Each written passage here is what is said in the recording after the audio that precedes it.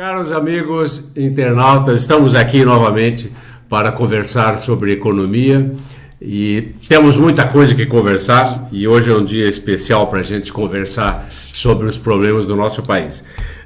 Um colunista da Folha de São Paulo escreveu um artigo com um título muito interessante que exatamente nesse instante agora nós estamos vivendo um momento de pressa parada, que é uma espécie de sentimento generalizado para onde vai a nossa crise e assim por diante.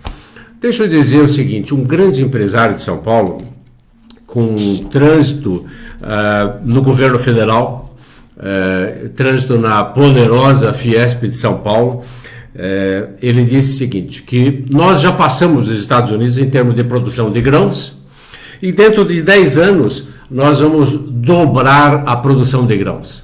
O que significa que nós vamos vender muito mais, e significa também uma coisa que eu já disse aqui, que o Brasil vai se tornar, desculpe o clichê, o celeiro do mundo. Nós vamos vender essencialmente para o mundo, nós vamos vender grãos.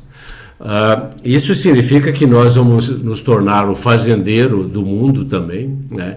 E essa é uma expressão que eu tenho usado com uma certa tristeza, porque coloca a indústria brasileira numa situação interessante. E também tem a opinião do Nouriel Roubini, Prêmio Nobel de Economia, que escreveu um artigo há poucos dias também dizendo, entre outras coisas, o seguinte: o Brasil está à beira de um precipício.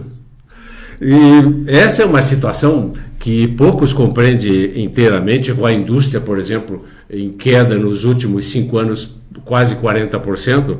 O comércio também está em queda.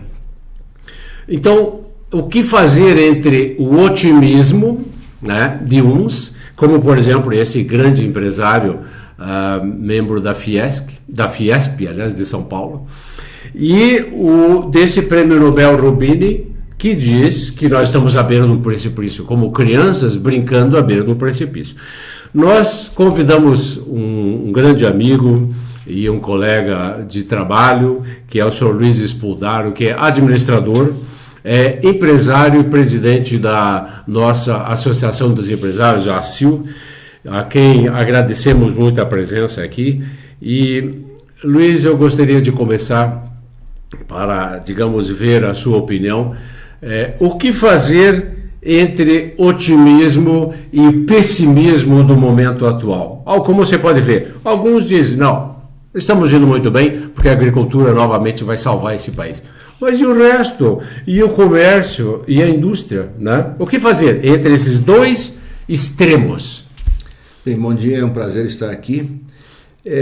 Bom, em primeiro lugar, eu gostaria de dar um panorama, segundo a minha opinião, da economia do Brasil hoje, né? A gente está vivendo uma crise sem precedentes. Eu acho que nem no tempo da alta inflação, quando nós atingimos 84% de inflação, nós não tivemos uma situação tão complicada. Uhum. Veja, nós estamos com inflação alta, estamos com desemprego alto, estamos com o custo de vida muito alto, estamos acima de tudo com a imagem do governo desgastada. A nossa crise se origina tudo da crise de confiança. Que, veja, não aconteceu no Brasil aquilo que aconteceu nos Estados Unidos, a quebra do banco Lehman Brothers e aquela bolha imobiliária, né, dos imóveis superavaliados que davam de garantia para os bancos, que depois o valor não era aqueles e deu aquela quebradeira, né? Então aqui não houve nenhum fato dessa natureza ou de outras naturezas que a partir daquele instante significava que entraria uma crise. O que aconteceu aqui? A crise é de confiança, ninguém mais tem confiança na situação que o Brasil está hoje em termos políticos, né? Então nós começamos com uma grande crise de confiança. E essa crise de confiança gerou temos também a crise ética, né? E gerou uma desconfiança geral do empresariado brasileiro, que todo mundo parou de investir. Exatamente, que também é a crise de expectativas, né? Sim. As expectativas todas são ruins praticamente. Claro, né? Você não vê um horizonte. Eu pergunto para você o seguinte: o Brasil vai melhorar quando acontecer o quê? A gente não tem essa resposta. Eu fiz para o governador há poucos dias essa pergunta, cara a cara para ele. Ele também não sabe responder. Eu digo. Quando acontecer o quê? Né? Eu só vejo uma saída. Quando acontecer uma mudança de governo, porque a gente não tem credibilidade. A coisa está tão complicada a nível de governo está tão desacreditado que nós não temos mais confiança em nada.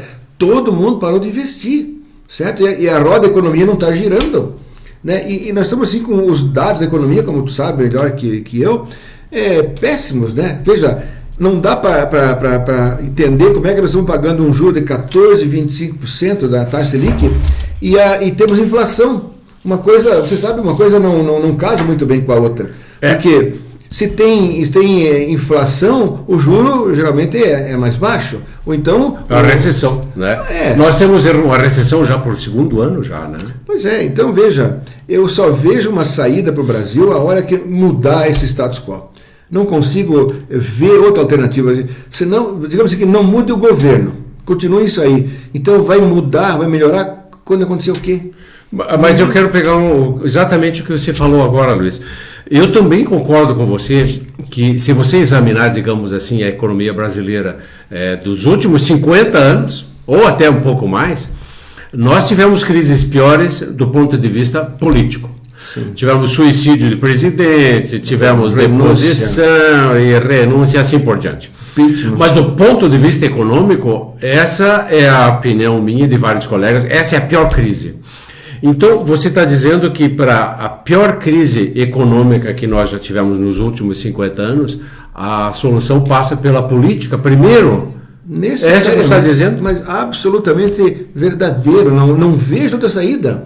Porque quando é que o nosso empresariado vai voltar a acreditar, vai voltar a investir, vai voltar a empregar? Quando mudar esse governo, né? E esse governo é renitente, ele não quer entregar. Veja, a melhor coisa que podia acontecer no Brasil hoje era Dilma renunciar. Porque se ela for empichada, aí o PT vai se revoltar, os sindicatos vão se revoltar, a CUT vai para a rua, os MST vão fazer uma baderna, o Stedley vai querer ir com o exército dele fazer alguma balbúrdia por aí. Então a melhor coisa que podia acontecer hoje era renunciar, era uma coisa mais tranquila. Né? Se monta um novo governo, se faz nova eleição, né? E se restabelece a confiança do Brasil, porque nós estamos absolutamente sem confiança nenhuma. Nós não acreditamos no dia da manhã, a gente não sabe o que vai acontecer amanhã. Então quem é que tem ânimo para investir numa situação dessas? Mas você vai concordar o seguinte, que se troca, digamos, o time do governo, ou passa por um Michel Temer, vamos supor, que é o vice-presidente, ou pela ordem passaria pelo Eduardo Cunha, que é o nosso deputado presidente da Câmara. Mas tanto o Temer quanto o Eduardo, eles são, digamos assim, amadores em economia, eles são muito bons na área política, né? Aliás, são excepcionais na área política, eu diria. Como políticos, eles são grandes políticos, né? Estritamente falando de política. Agora, falando de administração da economia brasileira, e administrar um país continental não é uma coisa de brincadeira, né? O que poderia acontecer se trocasse, então, o governo? O que você vê que eles poderiam tomar como medidas econômicas nesse caso? Eu já vou responder essa tua pergunta, quero fazer uma colocação antes. Se veja uma coisa, nós empresários, para administrar nossa empresa, a gente vive dentro da empresa, a gente não vive viajando. Lá você viaja negócio, viaja para vender, viaja para fazer alguns negócios assim, mas você tem que cuidar da administração da tua empresa, do jeito que ela está andando, para onde que ela vai, o que você vai fazer e tal. Agora, como é que uma presidente consegue administrar um país se ela não faz isso? Ela vive viajando para inaugurar uma obra aqui, outra ali, e quando está em Brasília, ela vive discutindo para evitar o impeachment. Ela absolutamente não governa. Nós estamos completamente sem governo. Né? Mas você não poderia concordar, Luiz, e eu não estou discordando de você, só estou provocando mais o assunto, que o Joaquim Levy é um bom técnico e ele não está tomando as medidas necessárias, mas provavelmente a pessoa vai responder o que muita gente está pensando. O Joaquim Levy é um bom técnico e até as más línguas dizem que ele é um bom técnico do PSDB. Mas se ele já é um bom técnico, e nesse sentido ele é um técnico razoavelmente ortodoxo, né? Ele não é cheio de novidades, ele é um homem ortodoxo. Como é que as coisas não estão funcionando e estão piorando, na verdade, mesmo com o Joaquim Levy como ministro da Fazenda?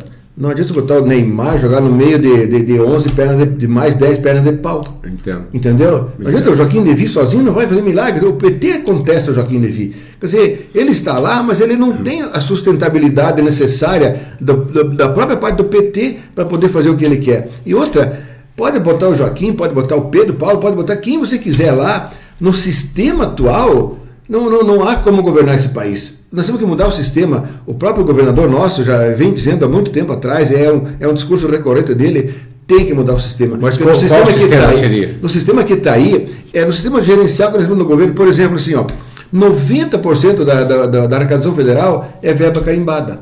Né? O país não tem como investir.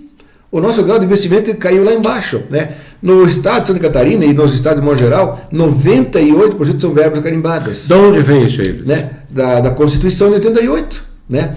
Então, o estado só tem 2% para poder investir. Meu Deus, é impossível. O resto é verba carimbada. É você aplicar 25% na educação, 15% na saúde, depois tem o custo dos poderes, depois tem o custo da dívida, depois tem o custo da máquina. Né? No estado só vai 2%, no governo federal, 90% é verba carimbada.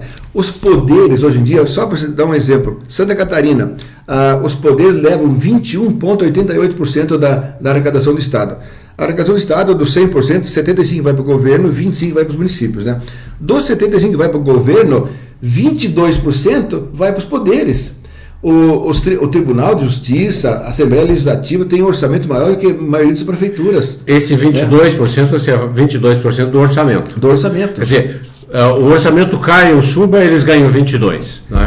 Eles ganham de acordo com aquilo que o Estado arrecada. Quer dizer, se o Estado dobrar a arrecadação, eles vão dobrar também o orçamento deles sem ter feito nada. Aliás, sobre isso, você me lembra uma situação, eu ouvi do próprio governador essa mesma queixa, um tempo atrás, em que um dos poderes mais elegantes, por sinal, ele tinha tanto orçamento, e esse orçamento sempre cresce, porque cresce de acordo com o PIB, né, que eles não sabiam mais onde pôr dinheiro. Então, eles estavam pagando férias adiantadas, né, eles estavam pagando benefícios que eles mesmos acabaram de criar, eles estavam dando aumentos de salário retroativos. Ou seja, é uma situação fantástica de um supervisor ou um diretor dizer: você tem um aumento de mérito a partir de 5 anos atrás.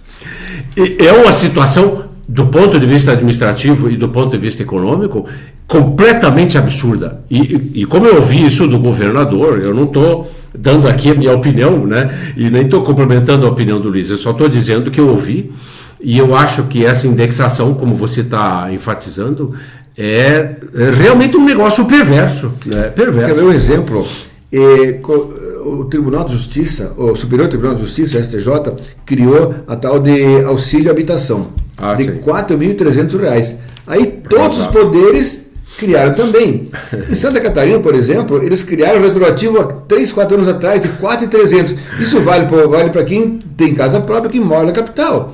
E todos ganham esse valor mensal. Quer dizer, eles ficam criando algumas coisas a mais para poder gastar todo aquele orçamento, porque na verdade eu acho que os poderes poderiam viver com um orçamento menor. A Assembleia Legislativa tem um orçamento desse ano 400 milhões.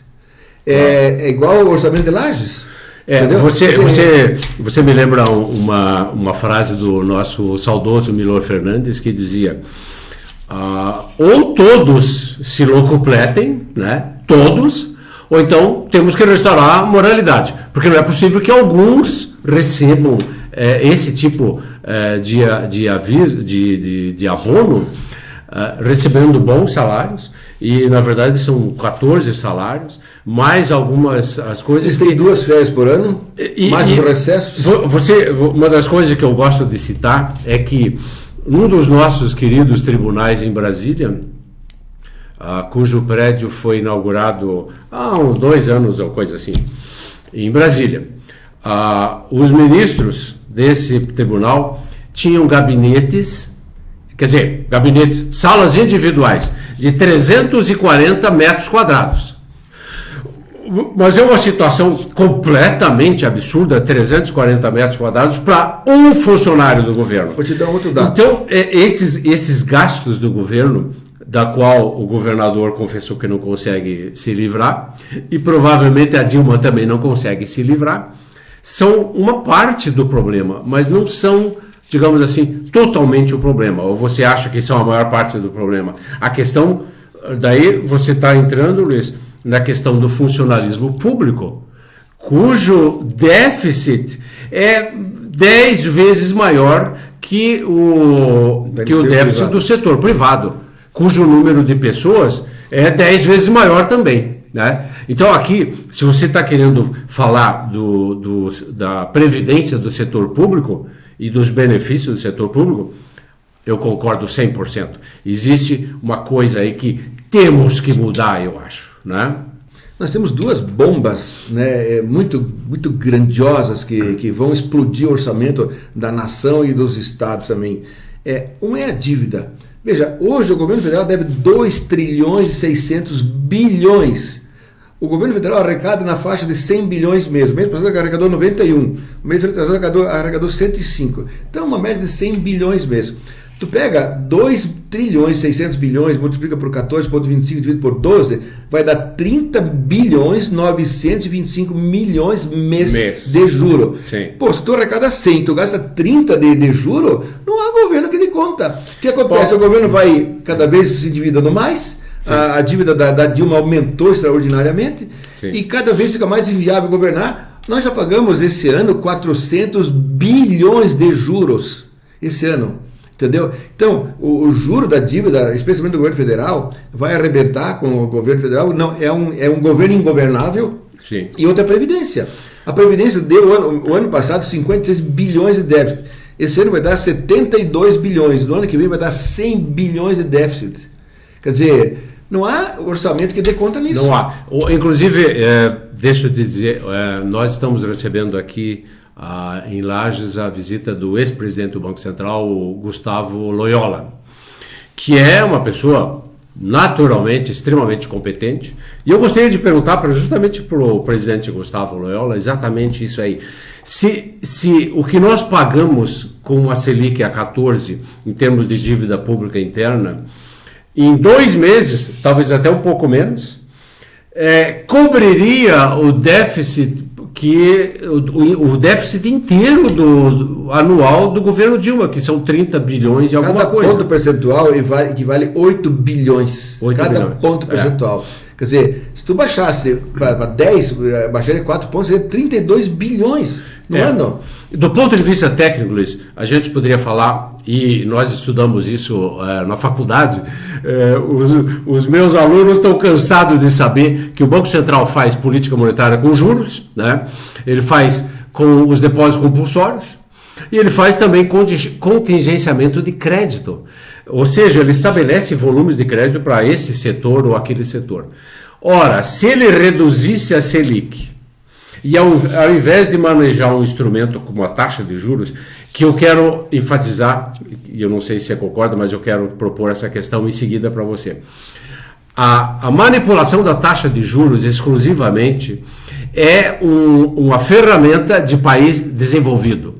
Todos os países desenvolvidos fazem isso com grande eficácia. Agora, nós não somos desenvolvidos. Absolutamente podemos dizer que nós somos iguais à Holanda. Por que então nós não poderíamos deixar de manipular somente a taxa de juros e não poderíamos fazer como você falou, reduzir a Selic, digamos, né? E usar o depósito compulsório, o que criaria imediatamente um déficit, digamos assim, no meio circulante, né? Nos meios de pagamento, faltaria dinheiro para os empresários e para as pessoas. Ao mesmo tempo, contingenciaria o crédito, ou seja, financiamento e empréstimo. Isso faria a contração que o governo quer. Agora, o que o governo está querendo e está usando é fazer essa contração via transferência de juros para os banqueiros. Você, como empresário, como é que você se sente transferindo o seu capital, especialmente o seu capital de juro, para os nossos queridos e ricos banqueiros? Como é que você se sente, Luiz? Você pode dizer para nós O que significa isso para o empresário? Antigamente o Delfino Neto dizia o seguinte: o melhor negócio do Brasil é ter um banco quebrado. Agora imagine um banco bom, né? Tá Hoje certo. em dia, o melhor setor da economia não é a agricultura, né? A agricultura está estabilizada e tal, está crescendo, mas o melhor setor da economia é o banco. Meu Deus do céu, os juros que nós pagamos são absurdos. Veja, o juro do cheque especial está na faixa de 10%, o juro do cartão 300%, 400%. Quer dizer, quem está ganhando rios de dinheiro são os bancos. Olha, normalmente o Itaú Unibanco está dando agora um lucro de aproximadamente 20 bilhões ano. Isso depois de pagar o imposto de renda e depois de todas as mordomias que eles têm, porque não vão declarar 100%, vão já antecipar alguma coisa, vão gastar um pouco já por conta, com certeza. Então, 20 bilhões ano de lucro é o melhor negócio que existe. Então, hoje, quem está bem é o banqueiro. Quer dizer, hoje em dia, quem está ganhando dinheiro é quem está especulando no mercado. Quem está produzindo não está ganhando. Mas se a gente fosse imaginar que essa situação é uma forma de malignidade do governo. Mas eu não acho que é. Eu acho que é uma espécie de ingenuidade ou falta de alternativa. Ou então, falta de coragem de retirar o dinheiro dos meios de pagamento e ver o que acontece. Agora, retirar dinheiro dos meios de pagamento via juro, é isso que você está falando. É uma coisa que deixa o empresário indignado, né? Reduz seu capital de giro, o empresário está numa situação que, bom, aqui vem a situação que o governo quer e que o ministro Joaquim Levy provavelmente quer. O empresário vai ser forçado a baixar preços. Isso eu pergunto para você, Luiz. O empresário, no meio dessa situação, com juros, digamos, no topo mais alto, a 400%, tem cartão de crédito cobrando 400%, cheque especial cobrando perto de 280% ao ano. E se você descontar a duplicata, mesmo a duplicata excelente, você vai pagar uns 120% e olha lá, talvez até mais, né? Ora, essa situação, então, não vai desembocar um pouco tardiamente na queda de preço que o governo quer? Claro, veja, o que está acontecendo? A queda dos preços privados está acontecendo. Certo. Todo mundo está vendendo hoje em dia mais barato do que vendia um ano atrás. Todo mundo está segurando os preços, ninguém está conseguindo repassar preço porque o mercado não aceita. Por que acontece a inflação, então? Por causa dos preços administrados. Veja, o gás, combustível, né, energia, os juros, o dólar, tudo isso é que está causando essa inflação. E veja, então não são os preços privados que estão causando inflação nenhuma, porque todo mundo está vendendo ou pelo mesmo preço ou mais barato que vendia um ano atrás. Então a parte privada está sendo sacrificada. Agora, a inflação está acontecendo, mesmo com o juro elevado que está aí, a inflação está acontecendo e a recessão está acontecendo por causa dos preços administrados. São os preços que o governo administra. Vejam, o gás aumentou há poucos dias, novamente, já teve 2 aumentos esse ano, o combustível já aumentou de novo agora, 6%, já teve aumento cavalar, a energia teve um aumento de quase 100% num ano. Quer dizer, então isso aí que está causando uma inflação elevada e, por consequência, também uma recessão. Quer dizer, bom, eu concordo com você. Deixa eu fazer só como um exercício intelectual um questionamento. Se por acaso nós atendêssemos o pedido do ministro Joaquim Levy, que seria ter um pouco de paciência, ou seja, esperarmos nesse ambiente angustiante em que o desemprego ruma para 10%, né, 8,5%, etc. Mas esperar o quê? E termos paciência. Luiz, você como presidente da ACIL, né, líder dos empresários da região, como é que você se sente em relação a um pedido que eu gostaria de dizer o seguinte: em ocasiões normais, um pedido de uma pessoa séria do governo seria acatado pelos empresários. Mas hoje, eu não sei se isso é possível, então eu gostaria de perguntar para você. É possível você dar uma resposta positiva e atender o que o ministro Joaquim Levy tem pedido, um pouco de paciência? Você acha que isso poderia ser a solução? Nós estamos tendo muita paciência, mesmo sem o pedido do Levy. Sei. Porque hoje em dia, o que nós estamos fazendo é tentar sobreviver. Então, pouco importa se ele está pedindo ou não está pedindo, nós temos que fazer aquilo que nós achamos que é o mais razoável para o nosso negócio. E o mais razoável hoje é tentar sobreviver, ganhando o mínimo possível, não ganhando nada, até perdendo, mas tentando manter teu negócio, esperando que amanhã depois a coisa vai melhorar. Só que vem aquela pergunta que eu já fiz no começo. Vai melhorar quando acontecer o quê? Eu só vejo uma saída, a mudança do governo, e aí eu vou responder aquela pergunta anterior tua que eu não tinha respondido. Vai vir Michel Temer, vai vir o Eduardo Cunha. Claro que não vai adiantar muito, mas em primeiro lugar, precisa ter um choque de alguma coisa. Entendeu? Precisa ter um choque. O primeiro choque que precisa acontecer é cair o PT fora. Porque o PT está muito desgastado, já são 3 anos de governo, bate com o número 13 deles por sinal, portanto está na hora até deles caírem fora. Então, primeiro passo seria sair fora o PT, porque ninguém mais acredita no PT, ninguém mais tem confiança no PT, ninguém mais aguenta o PT. Porque o PT dominou a máquina pública, todas as estatais, estão ganhando dinheiro a rodo de todas as estatais. Veja o caso da Petrobras, e não é só a Petrobras, eles não estão investigando o resto porque a Polícia Federal e o Ministério Público Federal não tem jeito para investigar tudo. Eles estão tentando finalizar o Lava Jato porque tem o Eletrolão, tem o problema do BNDES, tem o problema das estatais outras que não foram investigadas, Correio, e tem outras estatais também que tem tudo que tinha na Petrobras, talvez no menor volume, né? Então veja, o que nós precisamos fazer é tirar, em primeiro lugar, esse PT do governo. Vai vir o Michel Temer. É bom? Não é bom também, eu acho que não é bom, mas vai ser menos pior. Certo? Pelo menos algum fato aconteceu. Entendo. Talvez isso restabeleça um pouco da confiança do empresário. Mas o ideal seria cair todo esse governo, entendeu? E também mudar esse sistema, porque do jeito que está aí, nós vivemos em função do poder público. Não sobra dinheiro para investimento e pouco sobra dinheiro para outras coisas. Eu quero interromper você pelo seguinte aspecto.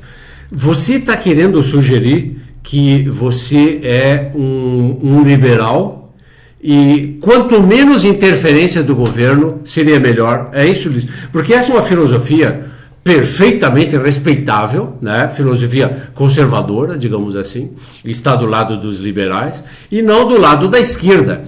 E não estou falando da esquerda corrompida, digamos assim, né? Mas do lado da esquerda. Você está dizendo que o ponto de vista dos empresários, inclusive que você lidera, é mais liberal, no sentido de que o governo deixe de atrapalhar, é isso? Com certeza absoluta. E outra coisa, o governo deixe de mexer com coisas que ele não tem competência. Por exemplo, por que o governo tem que administrar a Petrobras?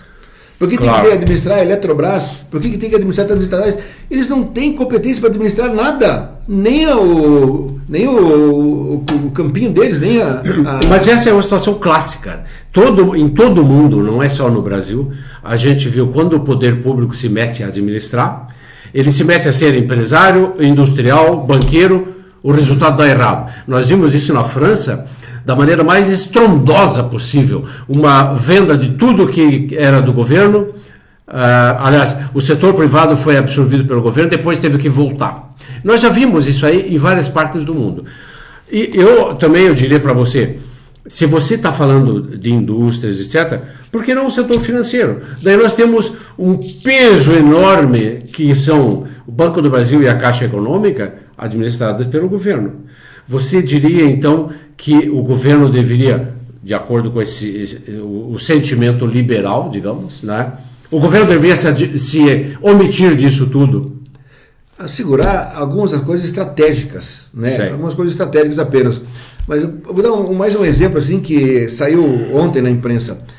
Com todo esse problema da Petrobras, com todo o roubo que houve na Petrobras, a Petrobras tem 792 advogados. 792. E a Petrobras contratou uma empresa de advocacia, um escritório de advocacia, por 200 milhões. Agora tu veja uma coisa.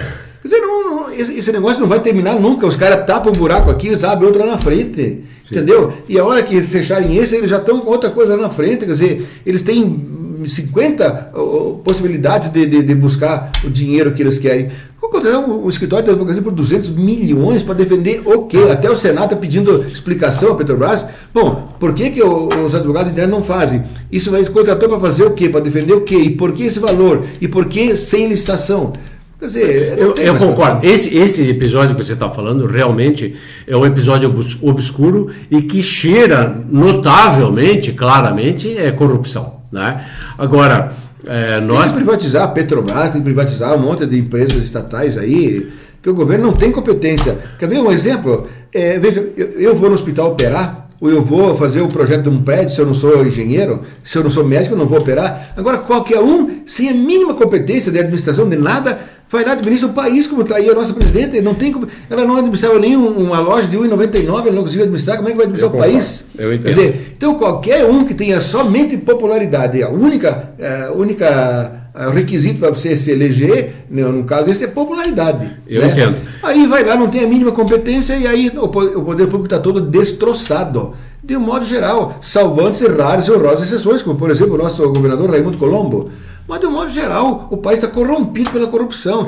Isso vai no Poder Judiciário, Executivo, Legislativo, vai nas câmaras de vereadores, vai em secretarias municipais, vai em tudo que é lugar. Eu gostaria de fazer, a nossa conversa está muito importante e interessante, Luiz, mas eu gostaria de fazer a última pergunta, que eu gostaria que você respondesse mais ou menos brevemente. Se nesse ambiente todo, com tudo isso que nós acabamos de discutir, se você poderia dizer para nós qual é o sentimento dos empresários da nossa região? É esse mesmo sentimento que você acabou de retratar aqui? Ou eles são mais omissos, ou eles são mais passivos e quietos? Essa é uma situação que a gente também pode ver em alguns lugares, lamentavelmente. Mas eu gostaria de perguntar para você, qual é o sentimento dos empresários da nossa região? Lamentavelmente, eu tenho que reconhecer que a classe empresarial e o povo, de modo geral, nós somos omissos. Esse governo está fazendo tudo que está fazendo aí pela nossa omissão.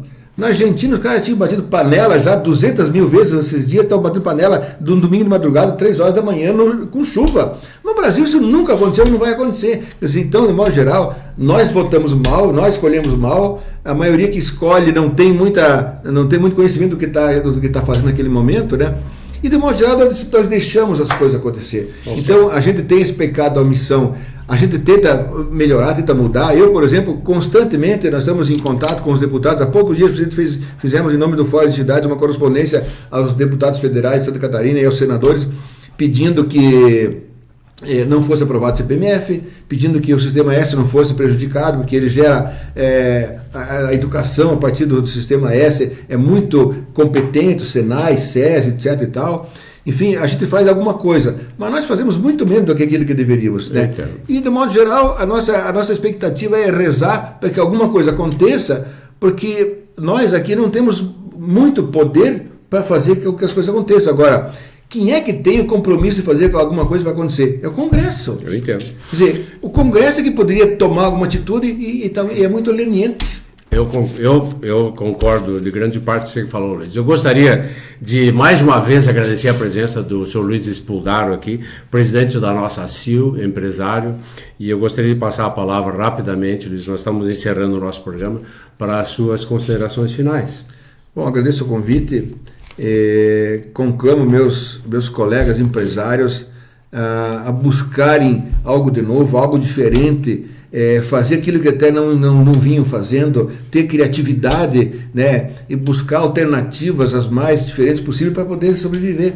Que nesse momento o nosso negócio é sobreviver.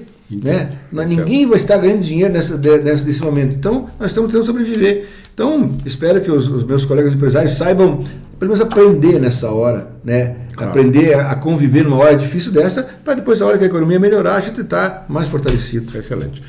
Meus amigos internautas, eu gostaria de agradecer a presença e a atenção de vocês e convidar vocês para o nosso programa na semana que vem, quando teremos, com certeza, uma outra discussão tão importante como a que tivemos hoje aqui. Um abraço a todos.